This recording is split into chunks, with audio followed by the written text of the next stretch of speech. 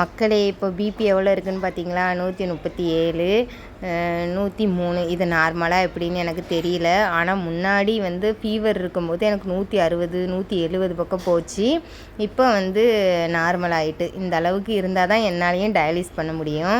Night பாருங்கள், அப்பாவும் மகனும் ஒரே பொம்மை படம் தான். அந்த லிட்டில் சிங்கம் பொம்மை நாயகின்ட்டு ஒருத்தி வந்தா, அதை அப்படி கண்முழிக்காமல் பார்த்துக்கிட்டே இருக்கவ. அதையும் எடுத்து வச்சுட்டு அவ்வளோதான் மக்களே. 9 மணி ஆச்சு.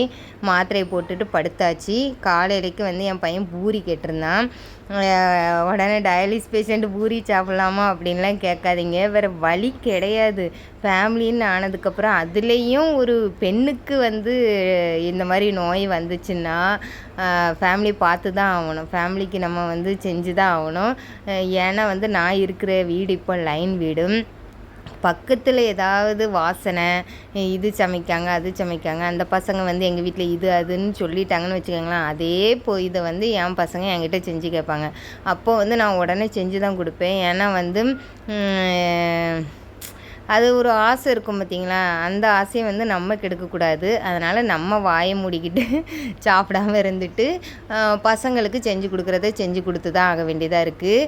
அதனால் டயாலிஸ் பேஷண்ட்டு இந்த பூரியை தின்னுட்டு நம்ம வந்து காலையில் மாத்திரை போட்டுடலான்லாம் நினச்சிடாதீங்க, கிறுகிறுன்னு வந்துடும். எனக்கெல்லாம் வந்து பூரியெல்லாம் சாப்பிட்டாலாம் வந்து சாப்பிட்ட திருப்தியே இருக்காது.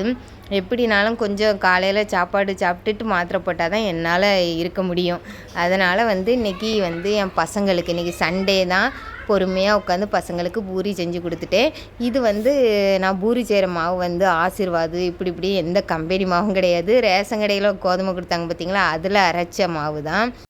பூரியை பார்த்தா வந்து ரேஷன் கடை மாவா இதுங்கிற மாதிரி தான் எனக்கு ஆச்சரியமாக இருந்துச்சு. ஏன்னா எங்கள் அம்மா தான் ரேஷன் கடை கோதுமையை வந்து காய போட்டு நல்லா திரித்து வச்சுருந்தாவ. நான் இன்றைக்கி காலையில் போய் 1/2 கிலோ மாவு தாங்க அப்படின்ட்டு தான் வாங்கிட்டு வந்தேன். எல்லாமே எனக்கு ஒரு மெஷர்மெண்ட்டு தான். என்னால் பிணையிறது ஒரு 1/2 கிலோ மாவை தான் பிணைய முடியும். மாவு வாங்கி லைட்டாக சால்ட்டு மட்டும் போட்டு பிசைஞ்சு எடுத்துகிட்டே நல்லாவே பூரி வந்துச்சு. நல்லா புசு புசுன்னு வந்து எங்கள் அம்மா வீட்லேயும் பூரி தான் செஞ்சாங்க. நான் காலையில் போய் மாவு வாங்கும்போதே என் தம்பி எனக்கும் பூரி தா அப்படின்னு கேட்டான்.